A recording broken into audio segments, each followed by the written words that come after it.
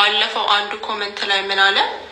እናንተ ሀብታም ሴቶች ገንዘብ የሌለውን ወንድ አትፈልጉም፣ በዚህ ዘመን ገንዘብ የሌለውን ወንድ ማንም አይፈልገውም አለና እኔ ግን እንደሚመስለኝ በዚህ ዘመን ብዙ ሴት የተቸገረው ገንዘብ የሌለው ወንድ አቶ ሳይሆን ጥሩ አህላቅ ጥሩ ስብዕና ያለው ወንድ አቶ ይመስለኛል።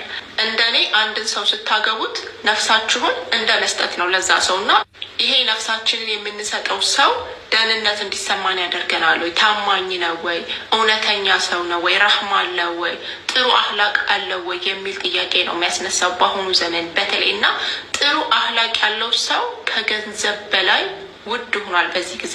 ምክንያቱም ብዙ ሴት ገንዘብ ኖሮት ብዙ ነገር ኖሮት ፍቅር አጥቷል፣ ሰላም አጥቷል፣ ታማኝነት ጎሎበታል፣ ክብር አጥቷል። እናም ገንዘብ ያን ያህል አሳሳቢ ደረጃ ላይ ያለ አይመስለኝም እንደኔ በዚህ ዘመን ማለት ነው።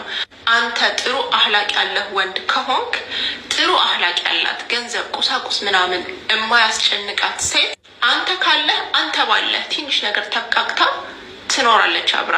አንተ ከሌለህ እሷ ካላት ደግሞ እመነኝ እሷ ራሷ ሳፖርት አድርጋ ታገባሃለች። ገንዘብ አይደለም አሁን በዚህ ጊዜ እያሳሰበ ያለው የደህንነት የሰላም ጉዳይ ነው።